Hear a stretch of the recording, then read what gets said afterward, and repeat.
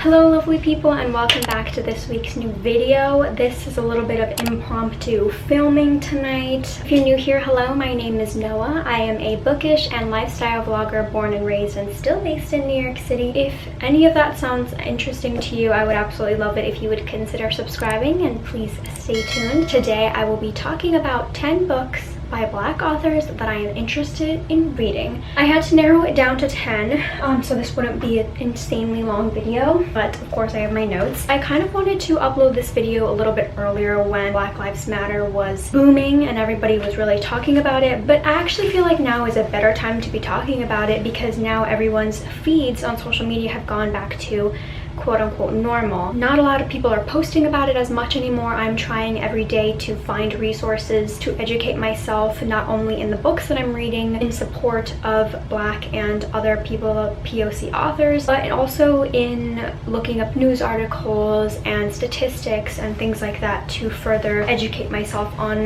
the world and how I should be accepting people and learning and helping them. So I do have 10 books. I tried to compile a list of books that weren't super talked about on social media, or at least booktube, on what I have seen. You may have heard a lot about them, but I personally haven't. So there are other books that I'm obviously excited about, but I try to include books that you may not have heard. I hope this lighting is okay. I don't use this much artificial lighting, especially in my room, and I don't usually film at this time. I guess we will just get started. I will also have links down below on resources that you can use to donate or research and look up on. Some of these books you may recognize because I have talked about them on my channel a little tiny bit, like the first one, which is When No One Is Watching by Alyssa Cole. This is a mystery thriller that is going to be released in September. It's marketed as Rear Window meets Get Out, which sounds really cool. Sydney is born and raised in Brooklyn, and she has been there for years obviously, and has slowly realized that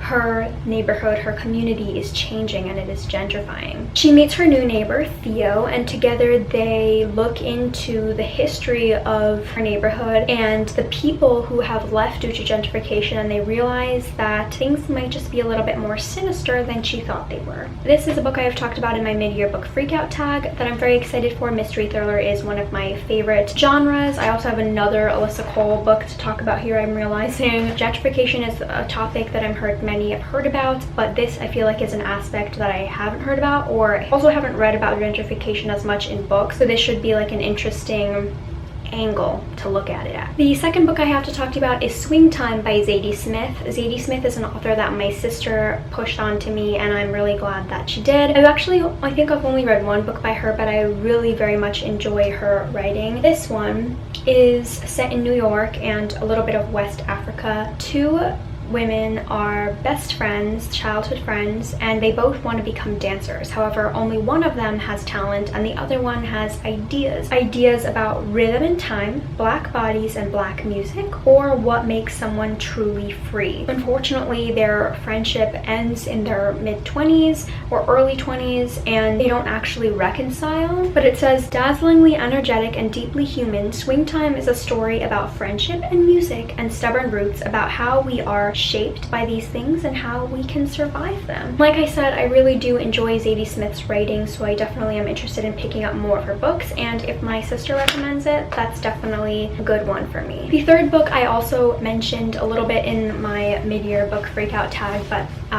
couldn't delve into, and that's The Deep by Rivers Solomon. This is a novella. It's under 200 pages, I think, which disappointed people a little bit because they wanted more, and it is a sci-fi fantasy as well. Descendants of African slaves were thrown off ship. However, in this story, these descendants became mermaids. They evolved into mermaids. They created their own underwater society there, and in order to block out their horrific past, they only have one mer person within their society remember and be the keeper of everything. This one mermaid, Yetu, is their historian and stores all of their memories, but they remember the terrible and the wonderful memories and holds a lot of responsibility and weight on her shoulders for the entire community. She later learns that in order to save her community and their society, that everyone must remember. In order to reclaim their memories and their identities, they must all remember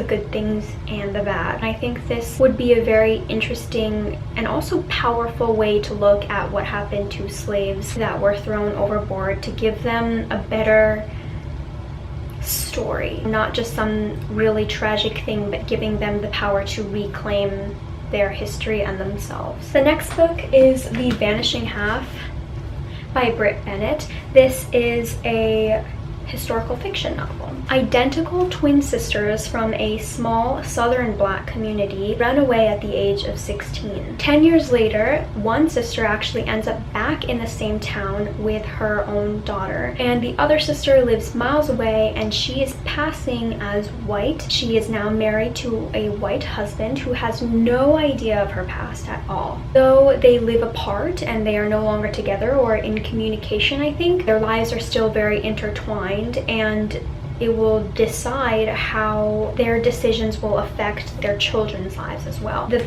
concept of passing really reminds me of the book called Passing by Nella Larsen, which I read for school. Passing, if you don't know, is when a black person has such light complexion that they pass for white. And I think this is taking place in the 1950s to the 1990s, from the Deep South to California. And I think that's really cool, like the concept of identical twins, but also one living in secret from her husband, which is a really terrifying thought, because especially like during this time, you won't know how that person might react. I mean, you have completely tricked them into thinking to someone that you're not. And I know people have really loved Bennett's works. I've only read 2 books on the concept of passing. Like I said, Passing by Nella Larsen, but also I forgot what it's called, but it's by Karin Tanabe. The Gilded Age. It's troubling because you're keeping a whole part of yourself secret, so it's very nerve-wracking because you are afraid of what's going to happen to them when someone does find out. So I think this would be a bit of a roller coaster. The next book is a memoir, and it's Just Mercy by Bryan Stevenson. I watched the film on Amazon Prime a couple weeks ago and I really enjoyed it. Cried a lot. Bryan Stevenson was fresh out of Harvard. He moved to Alabama and founded the Equal Justice Initiative, which is a legal practice dedicated to defending those who can't afford it. One of the first cases that he has is of a man named Walter McMillan, who is on death row for a murder he did not commit. This is a case for a lot of people, that they are in jail for a crime they didn't commit, but a lot of people, especially on death row, probably, you know, have lost hope because nobody can help them. The whole of society is determined to keep them in that place within jail, but also on death row. I also really recommend the movie, so I think this would be a really good read, just because, you know, it's real life. This happens to real people, and also this is so important in changing people's minds and history, because this is taking place in Alabama, where during that time that Bryan Stevenson was there and creating his legal practice, a lot of people didn't want him there. One, because he was a black man, but 2, he was going to help free people from jail, which, if you're in jail, everyone thinks you belong there. So he changes a lot of minds, and it takes a political stand. The next book is If Beale Street Could Talk by James Baldwin. I have ordered this book, but with COVID going on, deliveries are taking a while. Hopefully it comes soon. This is a literary fiction book and a little bit of historical. Tish and Fonnie are in love, and they're about to get married when Fonnie gets arrested for a crime he didn't commit. He is imprisoned, and both of their families set out to clear his name, but of course nothing is certain. In a love story that evokes the blues, where passion and sadness are inevitably intertwined, Baldwin has created 2 characters so alive and profoundly realized that they are unforgettably ingrained in the American psyche. Reading this blurb gave me an American Marriage vibes. That book is by Tayari Jones, I think. It seems very melancholic. Just the whole, like, getting wrongfully accused and arrested and trying to get them out of jail idea is very similar. And American Marriage was very realistic, and although I only gave it 3 stars, I did really want the best for those 2 characters, so I hope that I find that with Tish and Fonnie and follow along in their love story. I haven't watched the movie for this as well. This makes me want to watch the movie even more. But yeah, hopefully that comes soon in the mail. The next book is my next Alyssa Cole book, which is Princess in Theory. This is an adult romance, and it is the first book in her Reluctant Royal series. This one is following Nella. I hope I'm saying this correctly. She is constantly receiving emails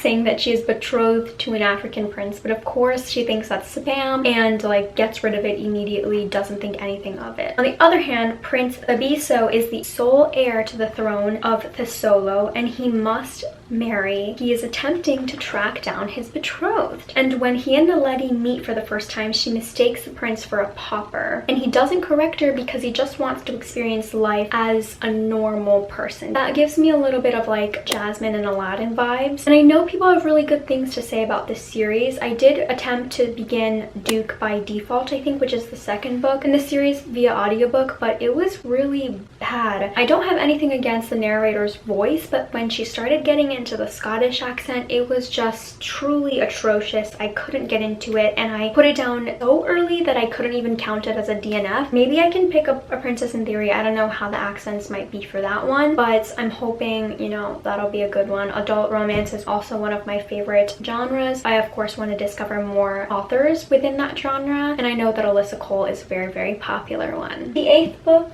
that I have is Thick by Tressie McMillan Cottom. This is my sister's copy as well. This is a series of essays. It's a bit of a memoir. It was also categorized on Goodreads as anti-racist and feminist as well. So I'm going to read a couple quotes that I thought summarize this really well from the Goodreads synopsis. It describes Tressie McMillan Cottom as a purveyor of wit, wisdom, and of course black Twitter snark about all that is right and much that is so very wrong about this thing we call society. She has created a black woman's cultural Bible as she mines for meaning in places that many of us miss and reveals precisely how, when you're in the thick of it, the political, the social, and the personal are almost always one and the same. And apparently it's supposed to give me Roxane Gay vibes, which I really, really like. Roxane Gay, I love her writing so much. So I think this will be a good time. Since my sister picked this up, hopefully we can discuss it together. Moving on to the 9th book is Dear Haiti, Love Alaine by two sisters, Maika Moulite and Maritza Moulite, and this is a YA contemporary. When Alaine gets suspended from school, her family sends her to stay with some family in Haiti and participate in a spring volunteer immersion project.